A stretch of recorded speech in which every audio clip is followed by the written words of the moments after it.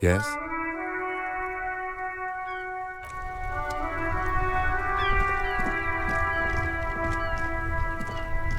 Inside, you see a set of steering levers, a radio microphone, a pull-out toolbox, and the soft glow. As you tap on the gauge, the indicator pin jerks as if startled.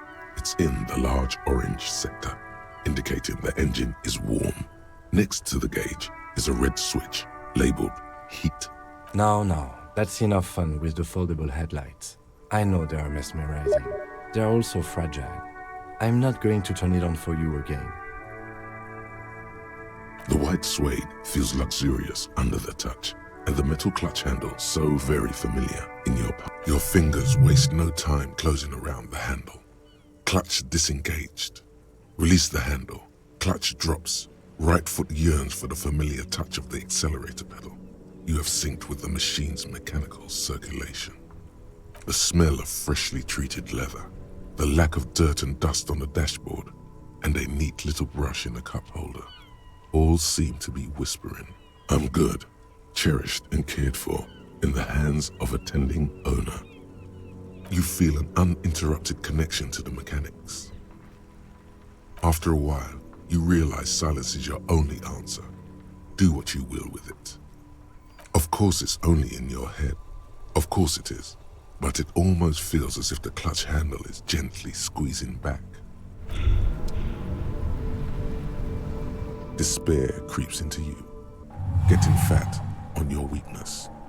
Whatever noble intentions you once had as a police officer, it's eating them all up now. You're still coming up with sentences. That's a step up from total annihilation, right?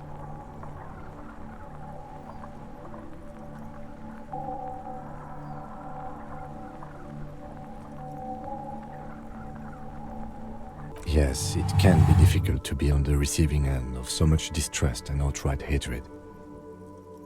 Nothing you can say would make you feel any better now. Cop gives up the detective genre for social realism. Another police officer resigned from the RCM following a nervous breakdown. He now lives under a bridge, drinking and occasionally throwing excrement at passers-by, shouting, "I never loved that woman." When asked to comment, former colleagues objected to the theory that his psychological disintegration was precipitated by his wife leaving him. "It's because the Furrows lost that match," said Captain Ptolemy Price, once the man's superior officer. "It's because he couldn't get a big gun from acquisitions, and anyway, police work really burns you out after a while," Satellite Officer Jean-Vic Mayer, the deranged former cop's partner, commented. Sergeant Matt Torson, another former colleague, did not propose any theories, merely saying, "Whatever happened to him wasn't about birds. He got fucked, that's all."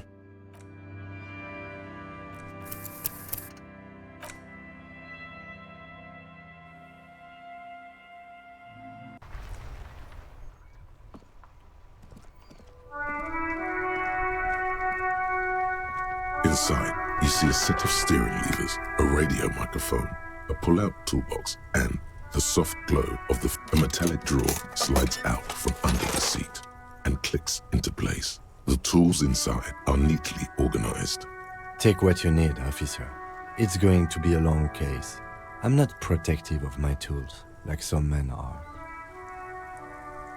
The pry bar feels nice and cold in your hand, heavier than you'd think. Useful for opening all sorts of doors and lids. The handles are long and sleek. Snap, snap go the cutters in your hand. You can do good work with these. Cut chains, locks, and ropes, especially belts. It's robust, weatherproof, and well-made. Police issue, blue. Lets you see things in the dark you would otherwise miss. The pull-out toolbox slides back into its nest. The whites, your fingers waste no time closing around them. You feel an uninterrupted connection. Of course it's only in your head. The handle is pulled back. Somewhere deep inside the drivetrain, the disc is mated to the flywheel again. In the cabin, you see a set. The frequency tableau lights up, and the green button labeled Prime Line glows like a feline eye. And then you hear something. The soft purr of electrical kittens. Radio waves cast far and wide over the metropolis. A woman's voice greets you through the static. This is Precinct 57. Hello, Lieutenant. How may I assist you? Hello, Alice. Please assist our colleague from the 41st precinct here. I'm putting him on. Operating the radio is easy. Just be confident. You've probably done it 1,000 times. This is Officer Alice Demetri, Precinct 57. How may I assist you? Under the green prime line, a yellow saved button catches your eye. You wonder what the lieutenant's default radio station is.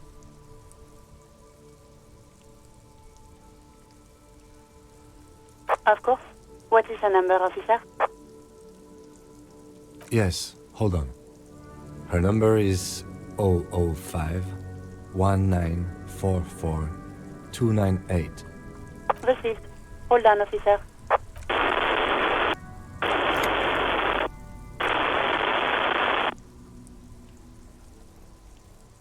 Give it a minute. She might be busy at the moment. Takes a bit to get to the phone.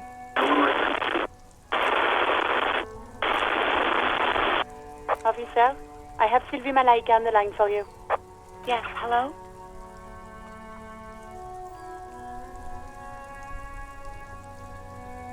Oh, right. Hello, officer. What can I do for you? You mean, why did I leave the bar? Honestly, I'm not really comfortable discussing it with you, sir. Why not?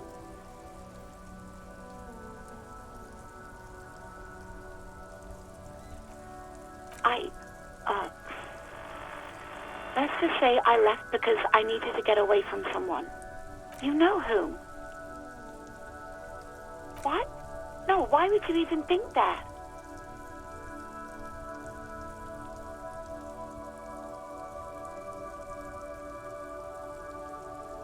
Please, don't bring Gar into this. It's none of your business. God, why can't you just mind your own business? She mutters. I already said I don't want to talk about this. You're messing everything up again. No, I don't know. It wasn't me. I haven't been out there since. I was terrified of the stench and the corpse. Well, you tried to jam it down the toilet, sir, clogging it completely. After I had unclogged the toilet and retrieved the paperwork, I threw it out in the trash, thinking you didn't need it. I am sorry about that. Anything else, Detective? No, not me. No, sorry, I don't. Not a lot of people have phones around here. Copper thieves take the wires. People don't have the money to have the cables put in again. They use the Union's phone, or the one on the coast. So the Union has a phone, and there's one further down the coast. Got it. It was someone else. We'll find them sooner or later, officer. It just might take a while. What? Of course it bothered me. But I thought the Union already knew about the corpse.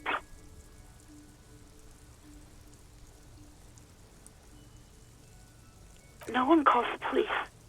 The Union would get angry. You know, what the Union says goes. People listen to them and they take care of their own, which is like everyone here.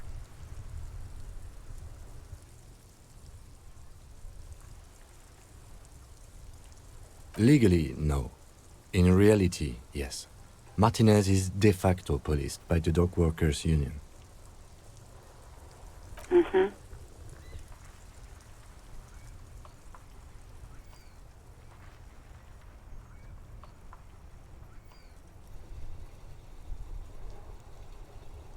I don't know what to tell you, officer. I didn't call you because I didn't want to get in trouble with the others. With the Union. I'm sorry about that. Yeah, go on. I do hope so. Please, don't call me again. Bye.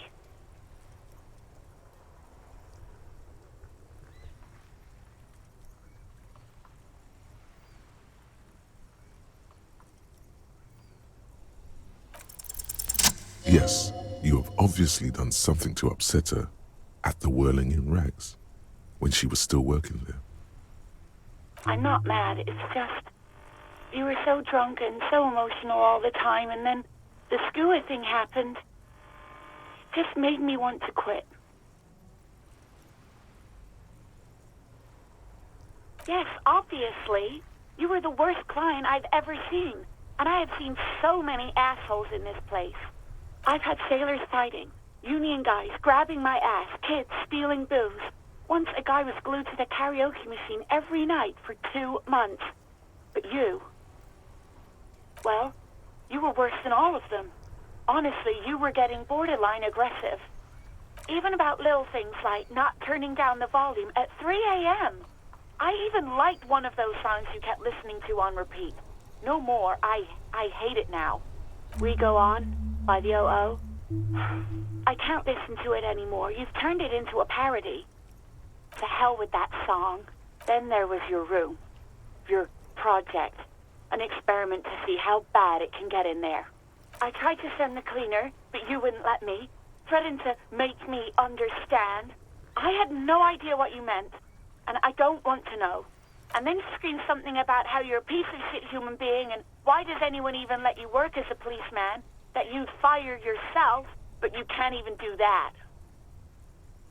And then I had to deal with your toilet, the one you clogged with police documents, causing water damage downstairs in the kitchen. I won't even mention you waving your gun around, harassing customers, threatening to sing karaoke, threatening to kill yourself. No, you really weren't. You were simply the worst.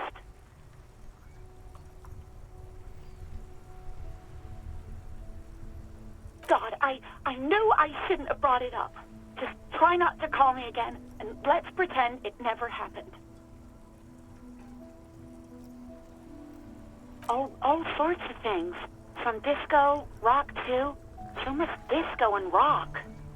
Yes, that's the one you like to sing along to the most. The later it got, the more that one came on. Interesting. You still have to find a copy though, before you can blast it. The stuffed bird, the great skua. You threw it against the wall while screaming, "Fuck that bird," and laughing like a maniac. I think you said it had been giving you shit ever since you got there.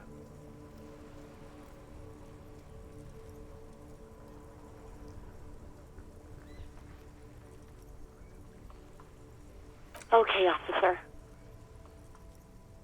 Wait, really?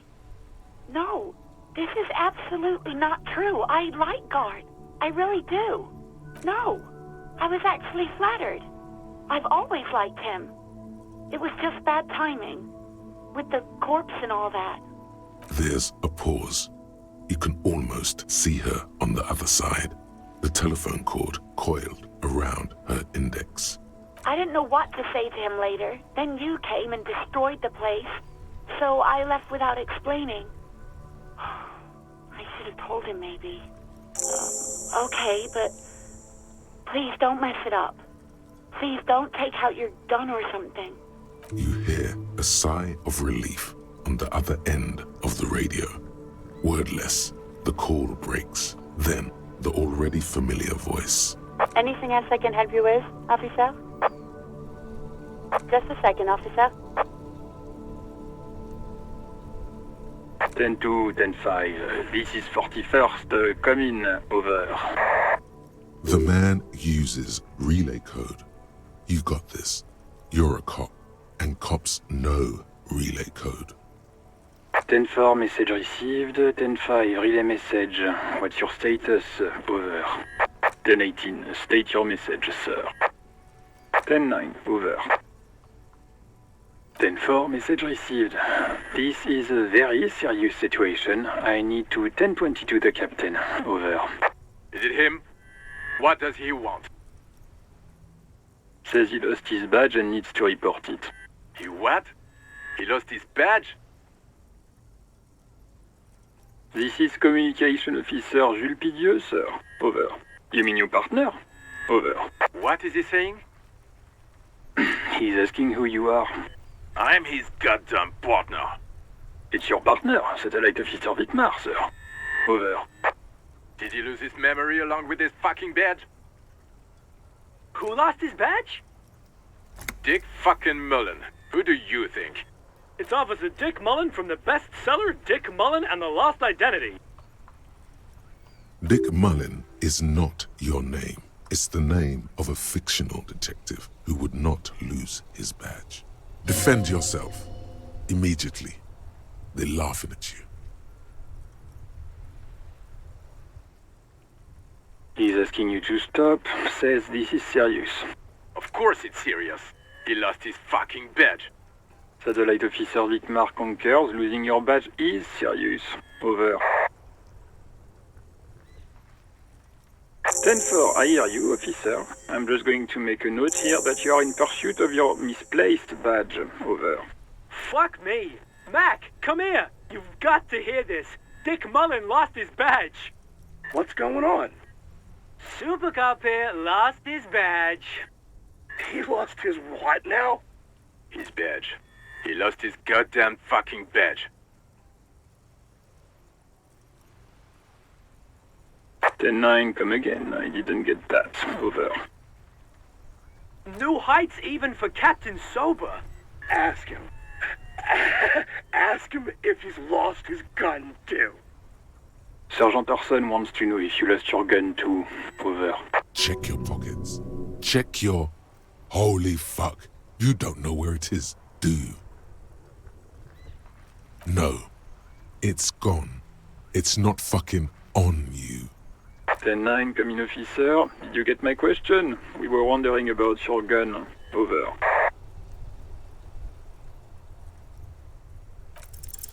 Lying over the phone, it's easy. Just say it like it's the truth. And then it becomes it. He says he didn't. Thank God for that. That would have been a nightmare. I don't even want to imagine the poor prick who has to relay that kind of news to the captain. Losing his badge is bad enough. Tell him to find it, and fast. We can't have some gangbanger running around with it. We're all glad to hear you've not lost your gun, officer. You need further assistance? Over.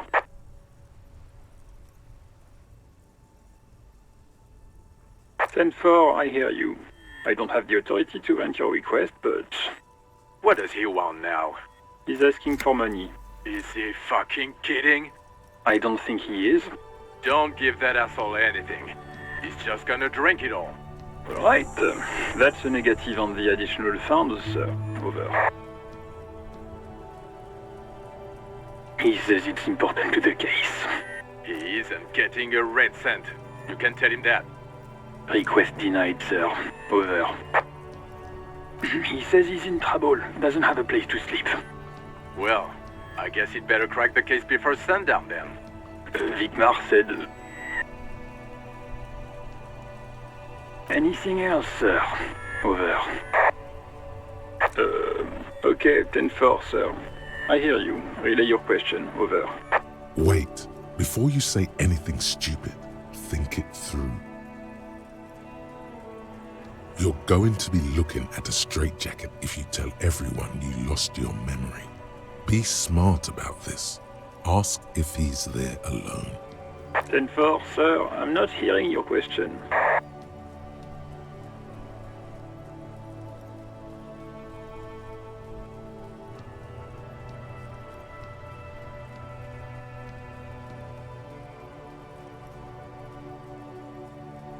That's a negative, sir. I got 10-12 visitors present here. Over.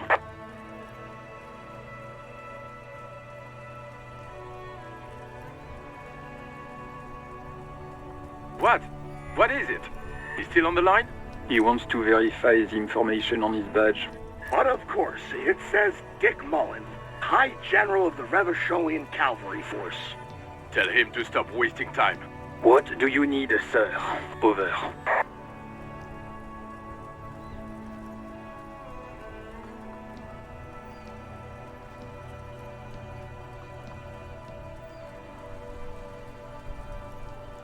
Understood, sir. Over. Roger that. 10-10. Over and out.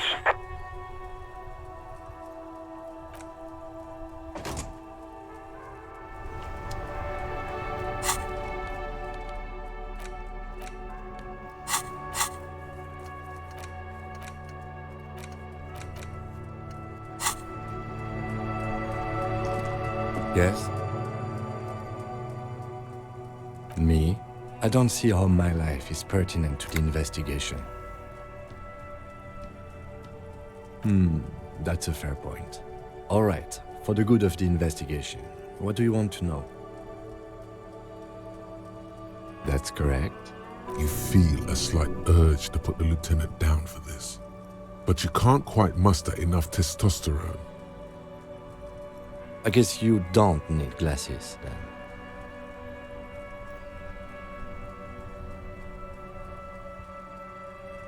Good.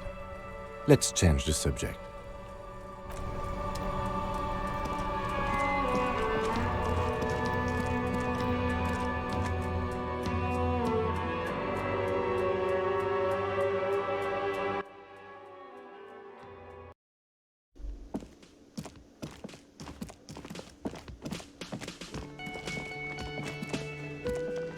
Can I help you?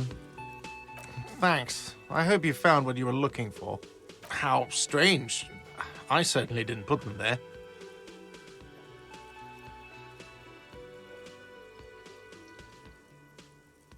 The trash collection service? CS Municipal.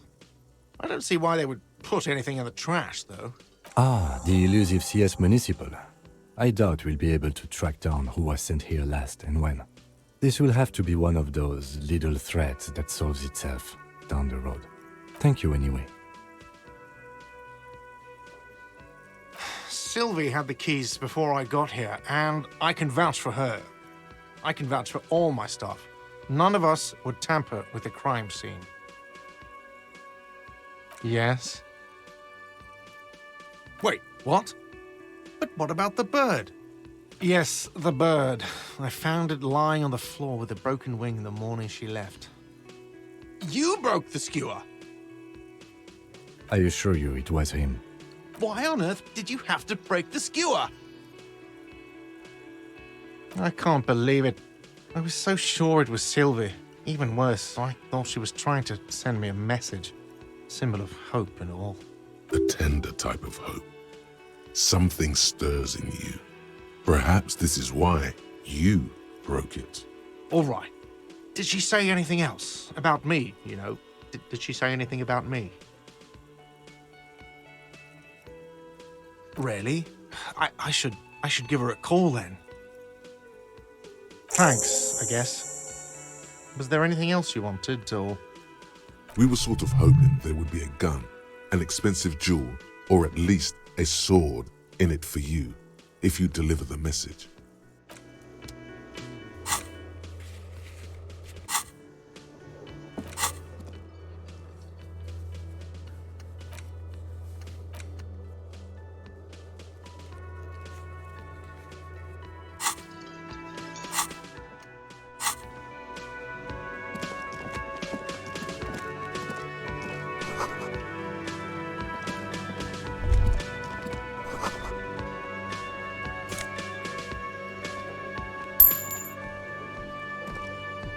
A thin man is smoking below an exhaust hood, occasionally sipping from his mug.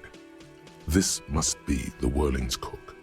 As you step in, he nods toward the table and says something in a completely foreign language. The only words you can make out are Garancy and Quebec. Okay, it's definitely not his name. Whatever you do, please don't call him Garancy Quebec. Please. It's not funny. The man puts his cup down and replies something, his left hand drawing arcs in the air. He smiles and bangs his ladle against each of his pots in turn.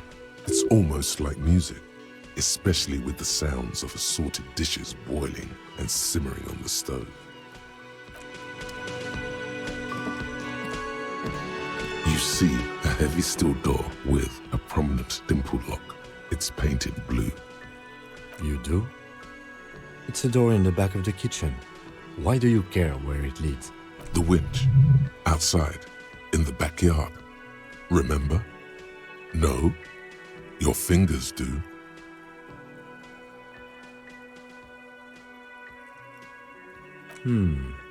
Well, if there was a winch, I suppose we could look into it.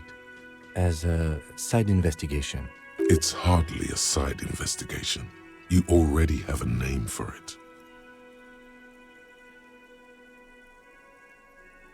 It's hardly worth a title. Anyway, Gart is the person to ask about this. The cafeteria manager. The door does not budge. The cobalt blue surface feels rough to touch. The stainless steel door is flush with its frame on every side. Old cobalt paint, rough on the fingers. 40, 50 years since this was painted, maybe. It leads to a side building, adjacent to this one. The old building next to this, half ruined. What?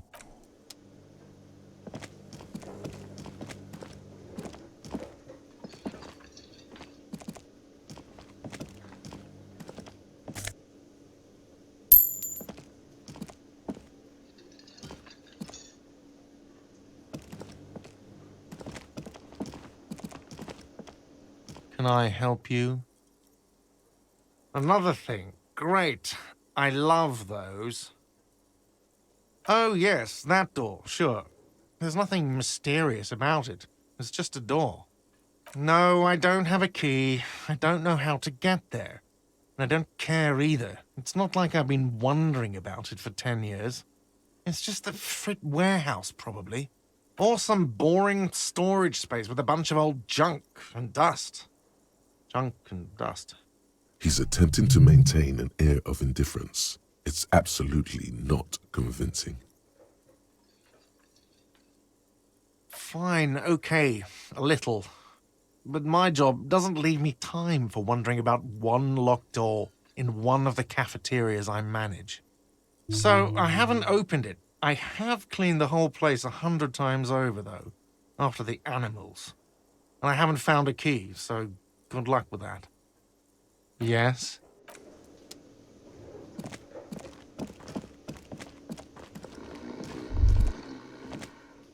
That sugary black rum stain on the counter makes you teary-eyed with joy.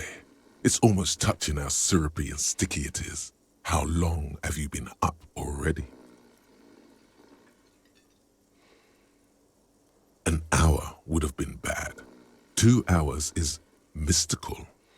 You have truly wiped out all trace of yourself if you haven't thought about rum and lemonade yet. Forget about the bar. Or don't forget about it. You should totally try to get a drink there too. But first, you should lick that stain off the counter. Yeah, man. Let's get wild. Lick it. What happened, man? You used to be cool. Go get your boring normal person drink then. Get your drink on and your act together.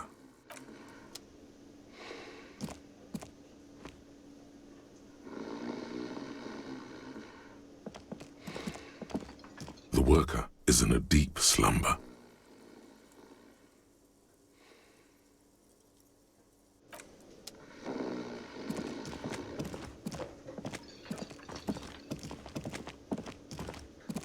Can I help you? Do I have a shaker in my hand? Is this a shaker? It's not a shaker.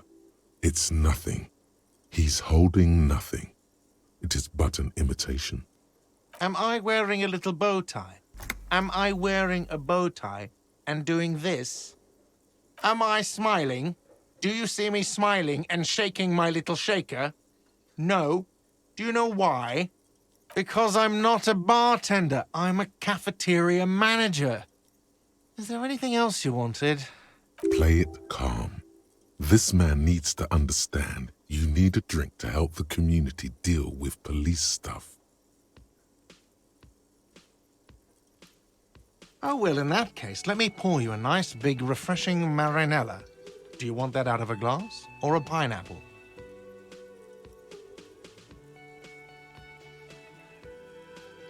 Don't be an imbecile. I'm not going to serve you a marinella. I have work to do and broken things to fix. If that was all, I'd like to return to it.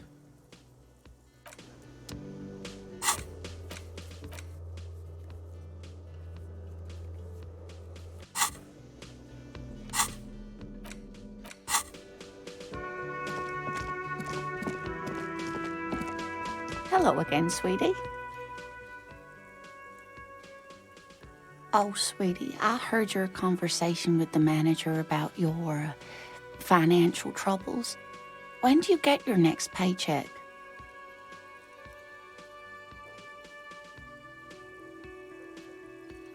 You must be joking. Although our pay does sometimes feel like a joke. It's not easy to assert your right to a decent living wage when you don't have a strong union behind you. Maybe you should talk to Everard, the union leader. Interesting idea. This Everard sounds powerful. Maybe you can wrangle some coins out of his pocket.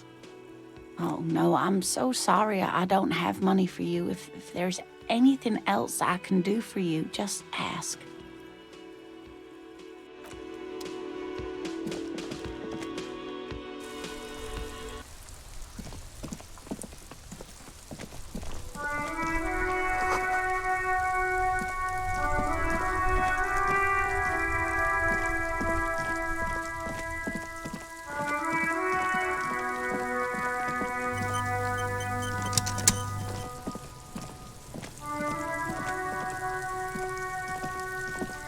There he still is, looking right through. Fuck does Kuno care? The fuck do you want with it? Good call, Pigmeister. Don't come and talk to Kuno.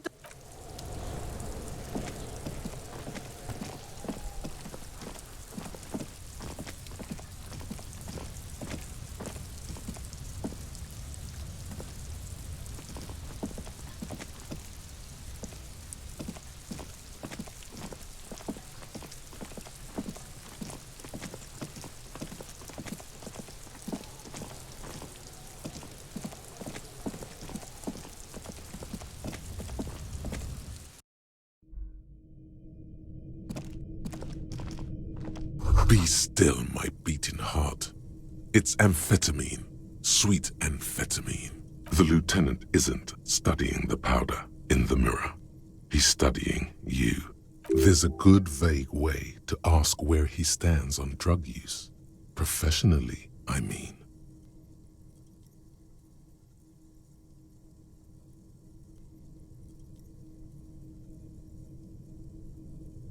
Of course, detective.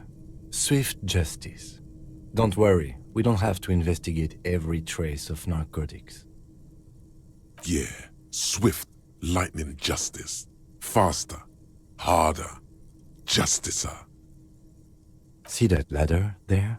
It's probably another way into the industrial harbor, no? A secret path the local kids use.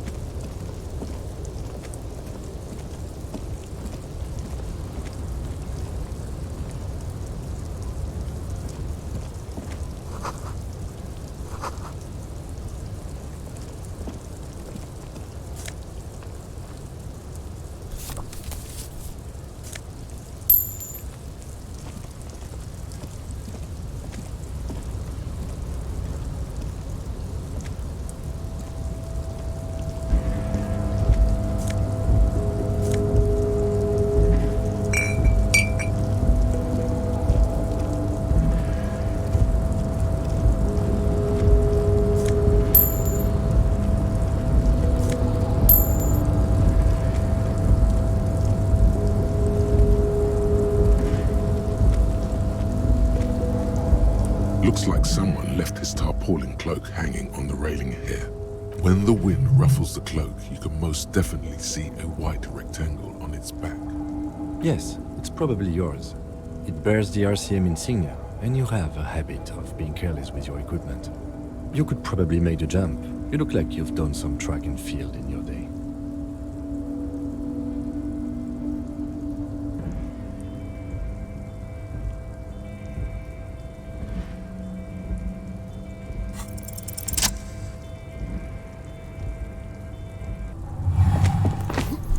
As you leap in the air, a chilly breeze engulfs you, sharpening your senses. As the concrete floor welcomes you, you realize it's been a while since you felt so alive, alert, capable. Must be the adrenaline. I knew you could do it. My climbing down might not have been as disco as your jump, but at least we can explore the harbor now. With your feet firmly planted on the concrete, the noise of the harbor rushes back in.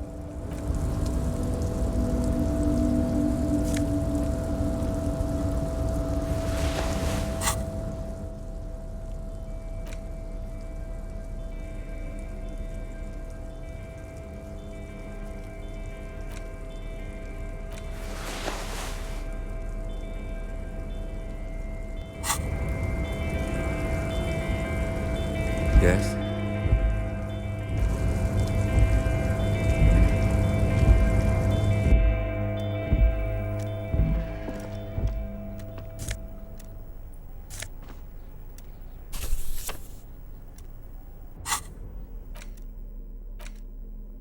The front of this quarterly journal features a large satirical portrait of the late King Friesel. From the sides of his head, a pair of white antlers spread to the corners of the cover. Because white antlers are one of the symbols of communism, they represent a society in accord with the natural world and at the same time above it. Because Friesel was incompetent, foolish, and cruel. In short, the embodiment of everything the communards wished to overthrow. It's satire, you see. To your disappointment, there aren't any full-color pictures to direct your attention. Just column after column of closely set text, interrupted occasionally by little doodles in black and white. After rifling the pages with your thumb several times, you return to the table of contents. The magazine is divided into several sections: international developments, Kunst und Kultur, and local concerns. Just inside the cover, there's also an editor's note. Comrade, as you know, this journal takes its name from Mazov's immortal expression, du cristal à la fumée. This was his way of describing the way the rigid, crystalline structures of capitalist ideology turn to smoke under communism. But, like the structures of capitalist ideology, we too are at risk of going à la fumée. Unlike many publications which are content to spoon-feed their readers reassuring drivel, La Fumée is committed to telling the radical truth, even when that truth may drive away potential subscribers. Only 4 issues in, and it sounds like they've already alienated their readership. So please, if you value our radical Mazovian perspective on contemporary politics, culture, and international affairs, please consider subscribing today. Yours in struggle, the editors. What do you expect? It was laying around the office of the Debarders Union. They're probably bankrolling the thing. You flip back to the front of the magazine. The table of contents unfolds before you. This section includes a long, tedious critique of the latest round of free trade negotiations between the EPIS nations and the Free State of Semenine. You also skip over an article about heavy fuel oil smuggling along the Messina border, something about bear wrestling in Samara, book riots in Yugograd. Whoa, whoa, whoa. Bear wrestling. Flip back to that. It seems to be part of a new public fitness initiative in the People's Republic of Samara, SRV, devised and promoted by none other than President Kanajinsky himself. According to this extremely credulous account, Uncle Sport, as he's affectionately known to his people, has recently decreed bear wrestling the national sport of the SRV. Of course not. The article makes plain that this is man on bear, or in some cases, woman on bear competition.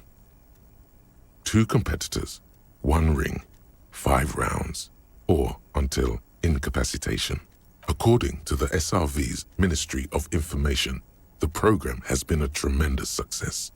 Public support stands at 87%, and youth obesity and alcoholism rates are down 12% and 7% respectively. This is the SRV we're talking about. If you think those are the real numbers, there's probably a guy who wants to sell you a bridge in La Chute.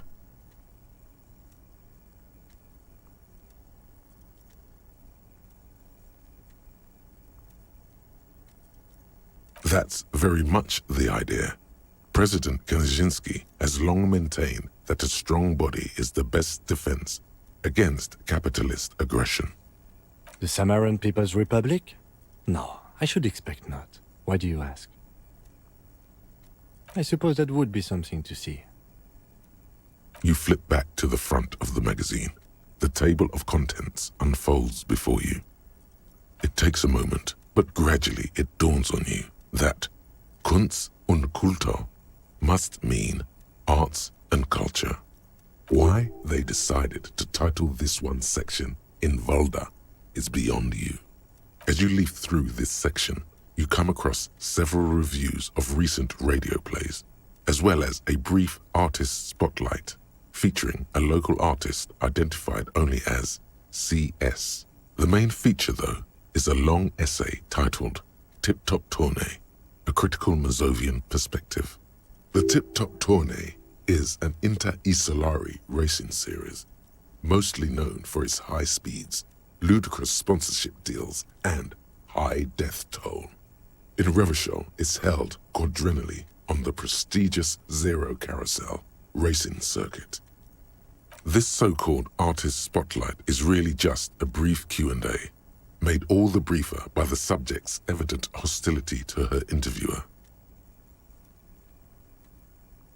You think you're settling in for a relaxing recap of the most recent season, maybe sprinkled with some nice anecdotes about a few of the more colorful drivers. Instead, you find yourself skimming a 10,000-word feature about all the politically problematic aspects of Tip Top Tournée. Where to even start?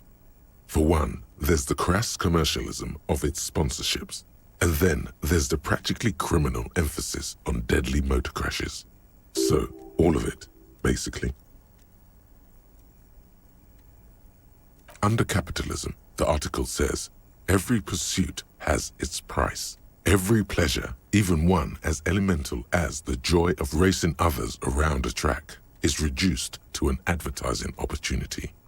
Thus, the so-called tournée becomes a competition between increasingly meaningless brand signifiers. Your discount laundry detergent racing against a pack of Astra cigarettes, or even a fritter. And that precisely is what's problematic about it. Were it not for the promise of random, spectacular violence, audiences would quickly lose interest. At the end of the day, it's the destruction of these 750,000 real races that you're really watching for. You see, one cannot avoid the conclusion that Tip Top Tournée is simply the apotheosis of spectacular entertainment under capitalism.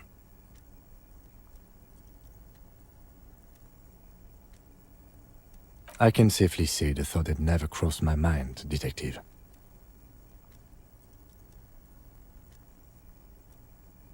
I'm sure most things are, if the young men who wrote this article are to be believed. If I had to wager, I'd say they've never even seen the inside of a motor, much less a motor race. I take whatever they write with a large grain of salt. You flip back to the front of the magazine. The table of contents unfolds before you. Unsurprisingly, much of this section is taken up with articles declaring unqualified support for the dockworkers' strike. You skim the headlines. Paint the harbor red and white. Martinez tames the wild pines. A city in revolt. First we take Martinez, then we take La Delta. Finally, there's a brief article by the writer, G. Martin, accusing the owner of the Capeside apartments of illegally attempting to evict certain communist tenants simply for not having paid their rent.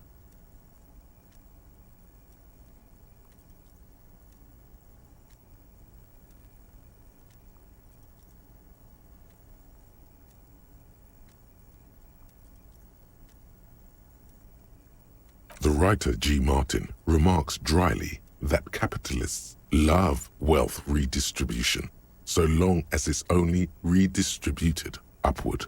It's true, the rentiers have been bleeding you dry. You really ought to find your own place one of these days. You flip back to the front of the magazine. The table of contents unfolds before you.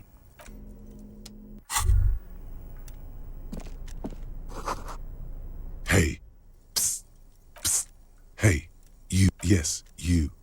Word on the street is you're ready to start building communism again. You keep saying things like, down with the bourgeoisie, eat the rich, sodomize the landowners, impale all people who have more than 25 real in their pocket, literally murder all human beings regardless of their political beliefs. That kind of stuff.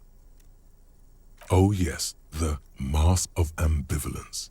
Don't deny it. You're about to rip it off and reveal the monstrous seven-eyed lamb of global communism that would devour and masticate mankind. Everyone can see that. So tell me, do you have any questions before we fire up the big communism builder? Or do we get right down to it? Failure. It's about failure. Yes, abject failure. Total, irreversible defeat on all fronts. Absolutely vanquished, beaten, curb-stomped and pissed on. Until you came along. You will reverse the fortune of the workers of the world. You alone, against every living thing, against every human alive. 800 trillion real in the hands of an impossibly well-organized ruling class. Towering city blocks of bankmen who have the ears of prime ministers. Million-headed armies of nations and the love of your own mother. You against the atom, the charm and the spin, where the whole world failed. Matter failed to bend to human will. Human will failed to get out of bed and tie its laces. You alone, single-handedly, will rebuild the dreams of the working class. You are the last communist. Now get to work, comrade.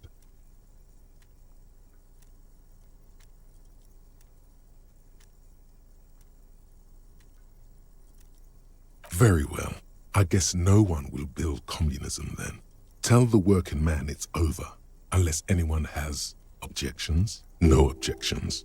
It's mathematically impossible to achieve a classless society. Everyone knows this. Anyone? Anyone else? There's no one? There's no one. Okay then, lie down and let the water carry you downstream.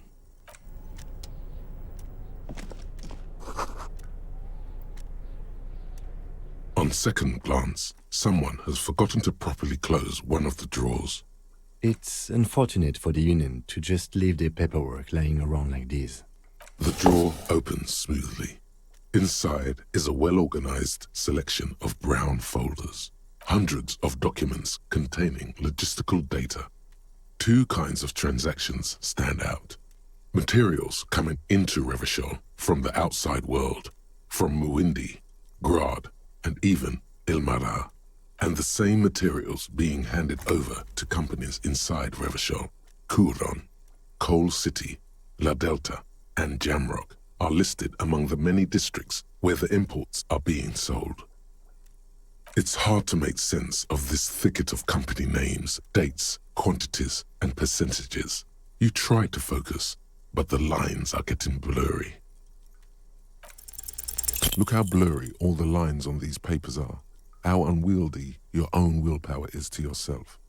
You're like hermeneutics was almost within your grasp, but now only vague letters float before your eyes. Less meaningful, but aesthetically more pleasing. Is that what you're doing with those folders over there? Good. This is probably not relevant to our case anyway. After all, we are not investigating an accounting mystery. The drawer slides shut smoothly.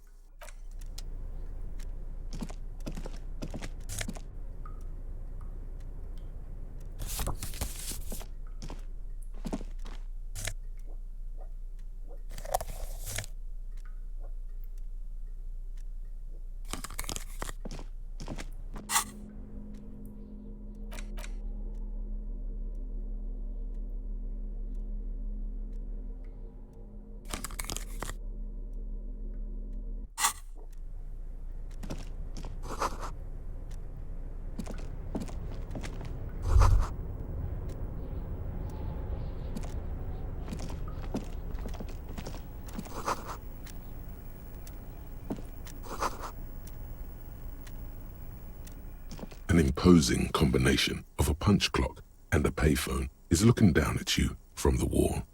A note on the side says, "Tokens unavailable due to strike. Use change." The machine swallows your coin and seems to be waiting for your next move. Your fingers run over the dial pad. 005. That's the dialing code for Revachol. 4952, and a moment of hesitation before entering the final numbers. 993. Calling, still calling. Then, Video Revachol, 24-hour video rental. We rent 8 and 10mm film for home use. This is Lamy. How may I help you? the voice of a youngster on the other end sounds as enthusiastic as that of a man walking towards the gallows. Video Revachol is a 24-hour video rental. We rent 8 and 10mm film for home use. This is Lamy. No. Sir, I don't know. It's a video rental. Maybe you rent videos here. Maybe you call to extend your rental period? Do you need to extend your rental period? If you need any further assistance, you can visit us on the corner of Voyager and Main. I can't help you over the phone. Are we done? The call is terminated by the other party. You're left with the discomforting sound of the disconnect tone.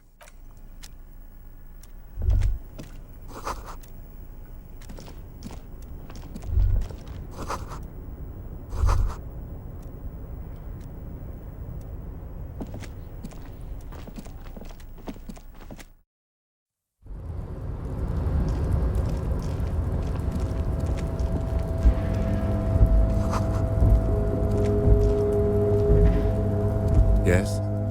What do you want to know? You mean like a brief? Do you want me to brief you again? There's no 3 days during that time. Okay then. Was there anything else you wanted? Good. Excuse me? You have a distinctive way of walking. If I were to walk in front of you, we would surely collide.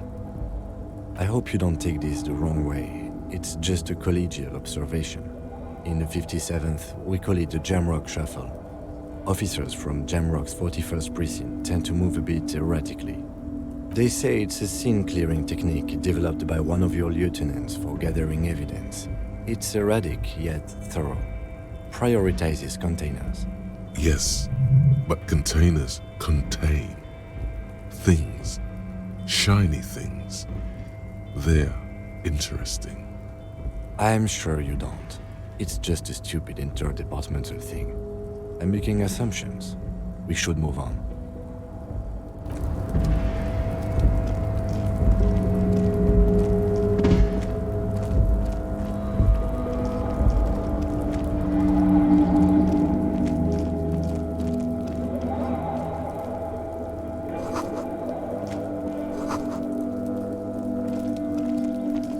This is the night watchman's booth. The name on the door reads, René Arnaud. Listen, it's okay to take a few minutes to yourself. Sit down and have a breather. If you must. But please hurry. We are pretty easy to spot up here. Nothing incriminating catches your eye. The cabinets are clean and their sparse contents meticulously organized. There's a framed photograph on the table. It's a black and white photo of a young couple out in a street fair. The man is young, dark-skinned, and dressed in a Royal Carabinieri uniform. The girl is smiling playfully at the camera. Why did you take that?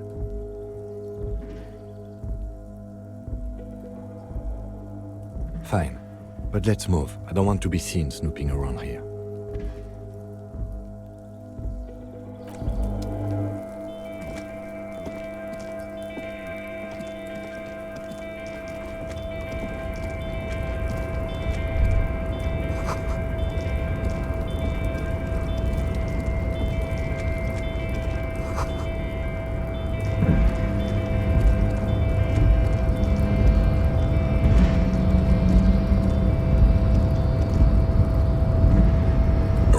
Control panel with several knobs. 2 buttons marked Marche and Arrête are faded with use. It seems to control the large crane above. A container is attached to its hook block. Marsh. On. Arrête. Off. With a loud grind, the crane shifts overhead, moving a massive metal container through the air.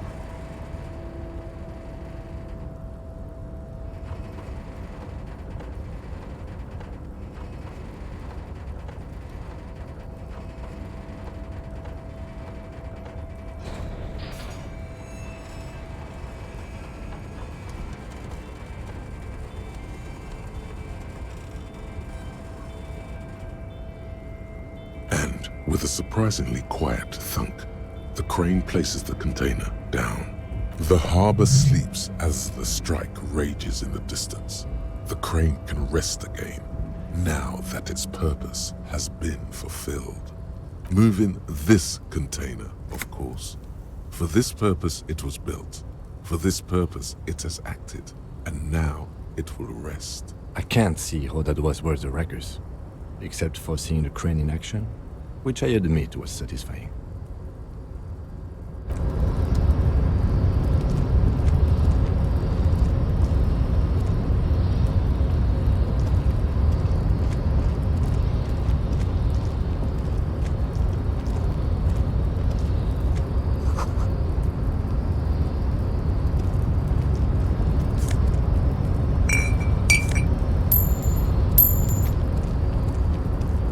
Before you stands a cargo container, just one of many in the yard. You do? Because I don't. There are a million containers here. Why are you fixating on this one? There may very well be, but we are not here to look for that. We are not here to interact with containers. We are here to talk to the Union, right? No reply. The knock produces a hollow ring of metal. Doesn't sound like there's anything inside the container. You attempt to turn the handle, to no avail. The doors seem to be mechanically locked. To your left, the lieutenant considers your actions with some puzzlement.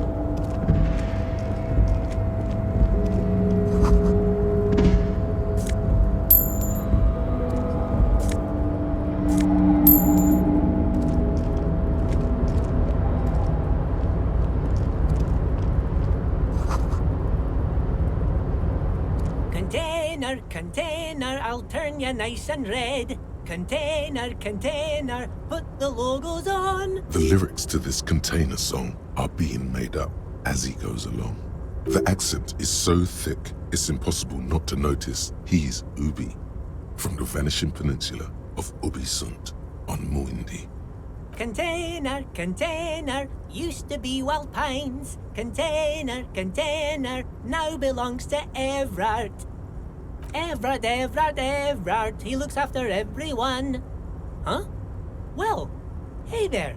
How can I help you, mister? I see you are not a union man, mister. Did you get lost?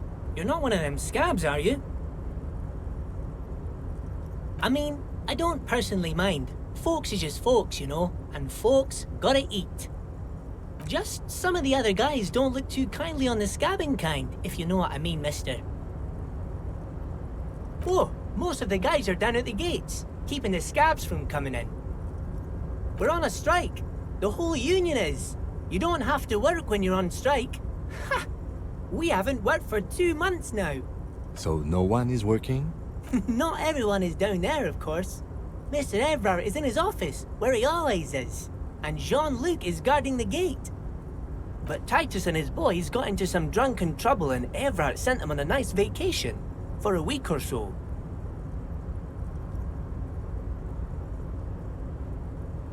Oh, I'm not really supposed to talk about that.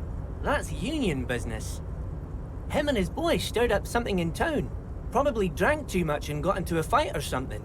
I heard Mr. Everett telling him to take some time off. I guess the boys got a bit too rowdy and had to let out some steam. I don't really know the details. That's just how boys are, you know. I haven't been in a fight since I was in middle school. Easy, Leo. Let's keep this on the hard ease. Look at him. It's not going to be anything useful anyway. Don't fight it. Better to go with the flow. I remember I was the runt of the class. The bigger boys always used to pick on me. You see, I had a bit of a temper back in the day. Flew off the handle like nobody's business. But Mr. Everett and his brother always came to help. Once they beat old Noel Becker so bad he needed stitches on his head. Noel never started another fight with anyone after this. Mr. Everett and Mr. Edgar are real nice guys, mister. You should go talk to Mr. Everett. I'm sure you'll be good friends. He's friends with everyone around here.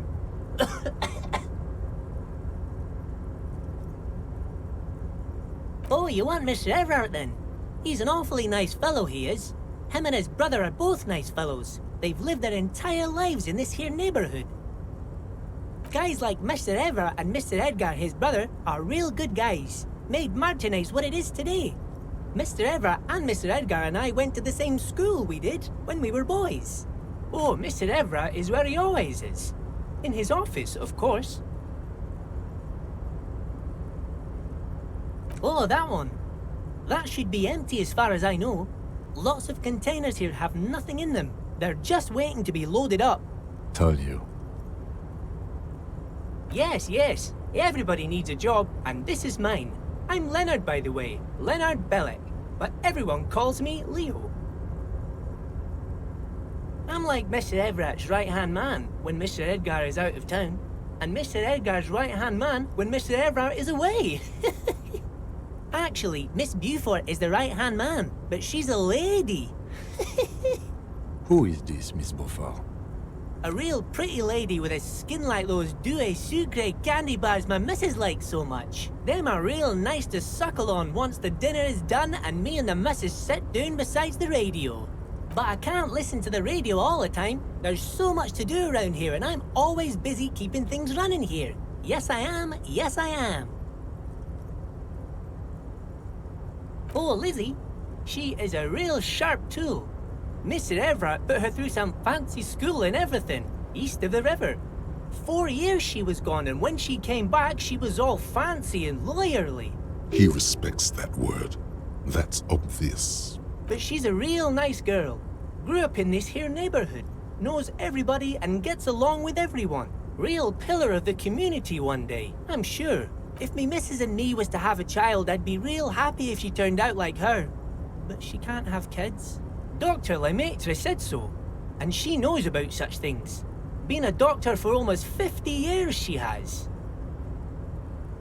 So Everett trained a lawyer named Miss Beaufort. Interesting. Yes, this place really seems to run like clockwork. Keep it up, Leo. Well, thanks a lot. Coming from you, it means a lot, really. Sometimes I feel some of the guys don't really get how much I bust my ass for them here. But you guys are alright. Oh, I'm just making some covers for them containers here.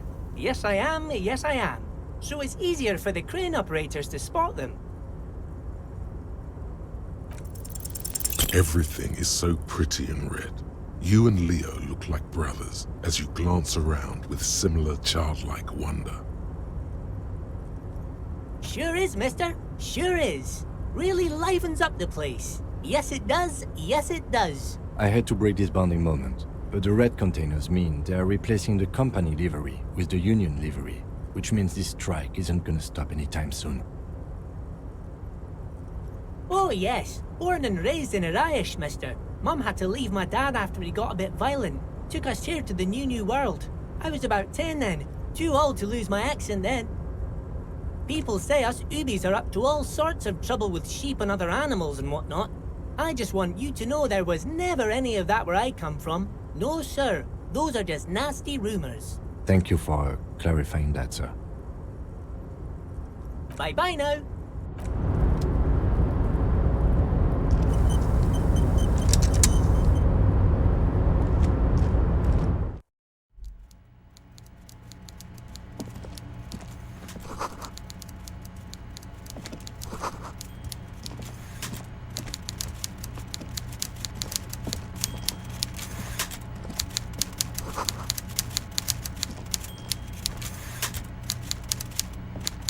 Before you is a walrus of a man seated behind a large desk.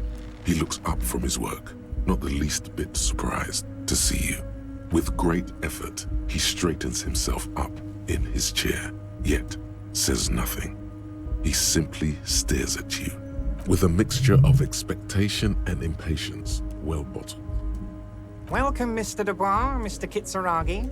It's good of you two to stop by. Please, have a seat. I'm Everard Clare, head of the Debarders Union here in Martinez. I'd offer you my hand, but unfortunately my health prevents me from getting up. You understand? He looks extremely comfortable. The tiny folding chair, on the other hand, looks like a torture device. You go ahead, detective. Whatever he has in store for you, it can't be good, he thinks. I'll do my best. Forget about that. What's with this Dubois stuff? You're getting some seriously bad vibes from that name.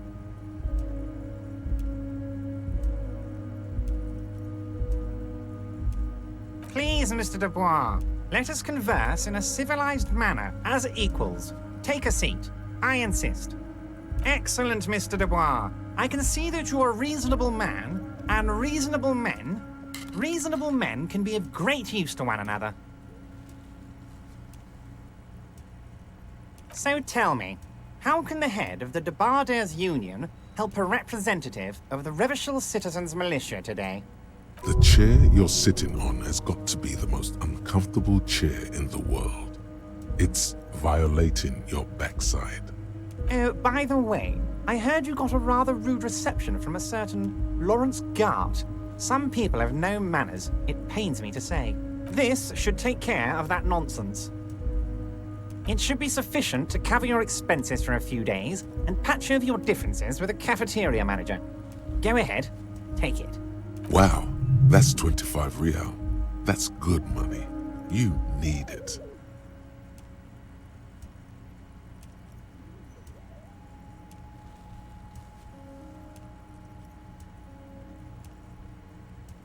Yes, I know Lawrence. He's a real character.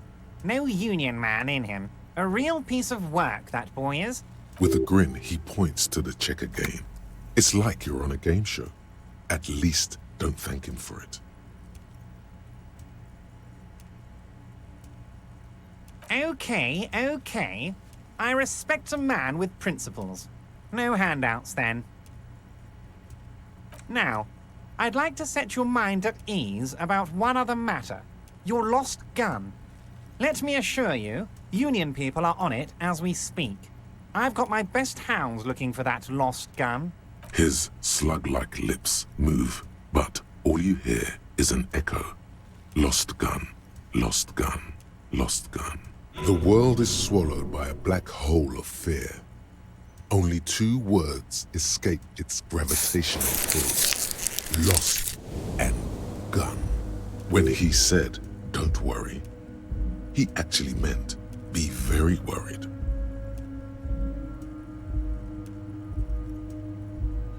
Are you all right, Harry?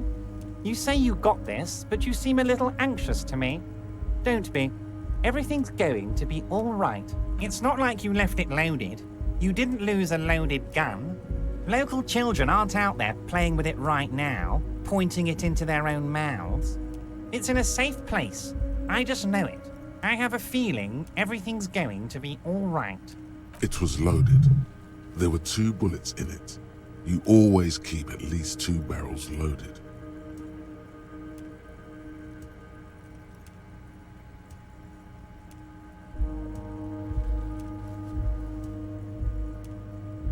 Officer, we will deal with this later.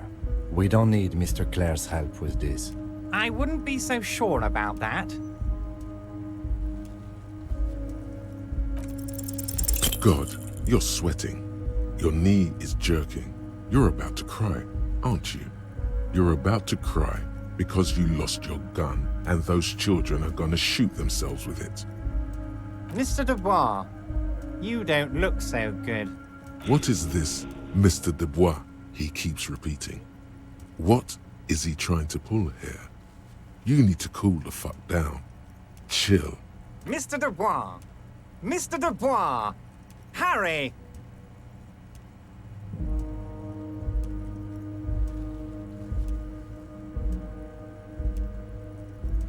Mr. Dubois, are you okay?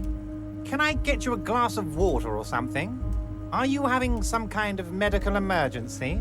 Maybe you could use your hands somehow, in a kind of throw-in motion, like you're throwing that Mr. Dubois act right back at him. He's Mr. Dubois.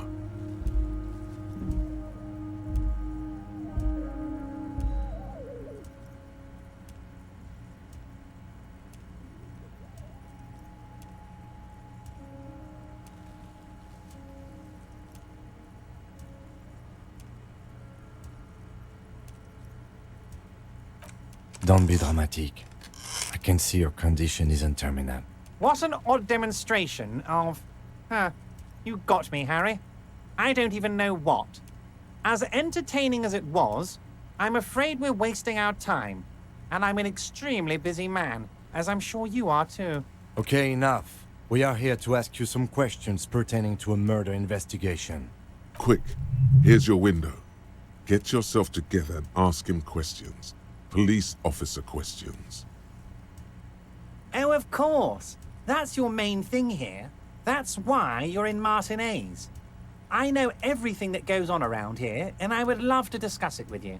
I mean, it's no secret that the lynching is connected to the strike. So much to talk about. Honestly, it's been weighing on me so heavily. I understand you need to interview me.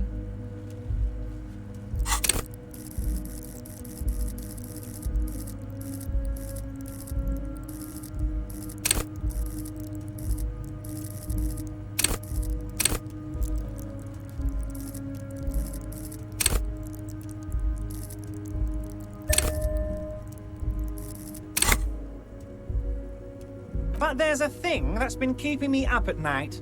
I want to talk about the hanging. I mean, if we could just calmly talk, exchange information, we could blow this thing wide open. Yes, that sounds good. Let's do that. But I can't think straight with this thing weighing on me. You're police officers, aren't you? I have a crazy idea. You guys are basically door-opening machines, incredibly talented at opening doors. I'm not sure I understand.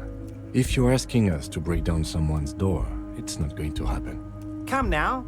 I just need you to go open a little door for me and leave it unlocked. A simple thing. Absolutely nothing shady about it. An excellent opportunity presents itself, sire.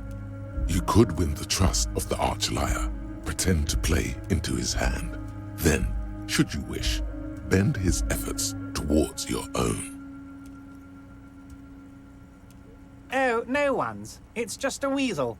A weasel lives there. Nothing for you to worry about. Harry, I'm a very busy man, and more importantly, I don't have that extraordinary physique you do. You look like you could run around all day. You want to send someone a message that the police are working for you.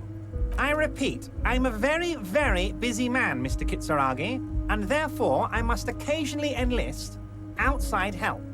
So what will it be, Harry? A loud blabbering weasel. When weasels feel no one is watching, they start acting foolishly. Just go there, unlock the door, and leave it open. It's been such a burden on me, Harry. I just want this to be over so I can discuss business with you. Harry, my dear friend, I am what people call a local bigwig. I know everything that goes on in Martinez. Fantastic, my friend. Just let me know when it's done and we can take our friendship to the next level.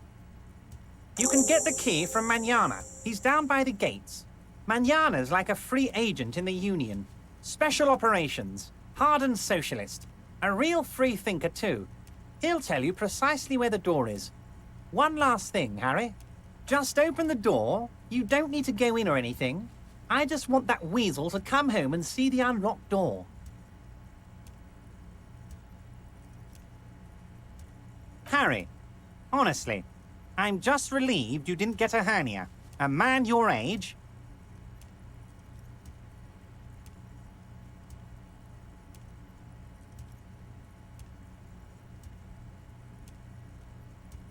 Yes, Harry. You are obviously in peak physical condition, and I salute both your initiative and your physical prowess. Very impressive, Harry. Very impressive. Anyway, I assure you, I am a very well-informed man. Information reaches me before I even get the chance to request it. Of course, let us dispatch with the formalities. You call me Everard, I call you Harry. My God, so it's true. I didn't want to believe it, but you are a fantastic science fiction amnesiac cop, aren't you? What are the odds of that? I think the odds of that are very low. It might be a good idea to hide your confusion. I mean, see what his game is first. So good to hear that, Harry. Apparently my sources were wrong. However, if you did have a spot of memory trouble, I could help you out. With my big fat folder. Words flow like a river of honey from his lips. I guess word has already reached him. No matter. No harm done. It's just a brown folder. You can't make out what's written on it. Are you trying to tell me you've gotten hold of some of our documents? Mr. Kitsuragi, would you mind? Me and Harry are talking about his lost identity right now. Don't just jump to the folder. That's not smart. Shows you're on the edge. Do some probing first.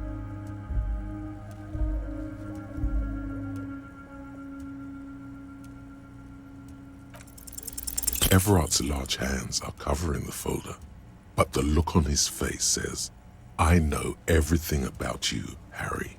Oh, Harry. Oh, wow. This is really something. I'm sure it's not that bad.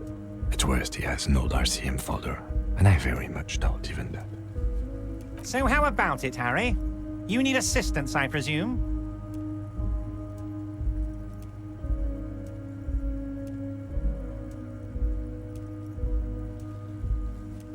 Oh, Harry. You are the most regular, traditional, by-the-book law official imaginable. Now that is funky, Harry. You are a colourful fellow. Not a boring stiff like this deceitful folder here implies. He's probably just making a guess based on your recent activity in Martinez.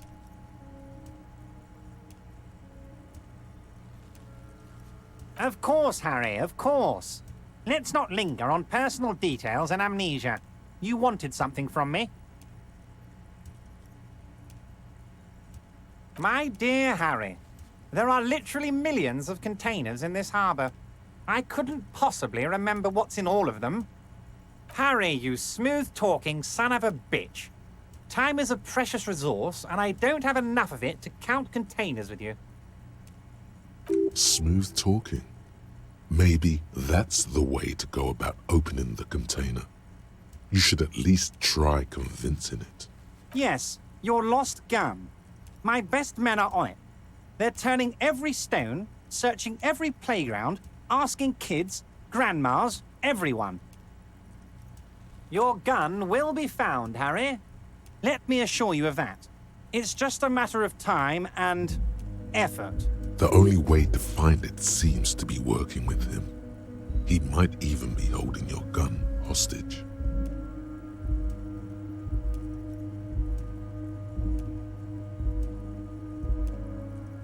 Who knows? Only one thing is certain. If you work with him, you're going to get it back. And work... Harry! I was only trying to be tactful. A lost gun is a dangerous thing. I can't have it around in my neighborhood. Kids could be playing gun roulette with it as we speak. Teenage gangs could be arming themselves. Get a hold of yourself, Harry. I assure you, we are working on locating the missing sidearm as well. Excellent, Mr. Kitsuragi. That's excellent news. Looks like we have a friendly gun-finding competition on our hands. Wait. You need this to get in and out through the gate. Here, you're one of us now. A real red and white Union man. Take care, Harry. Yes?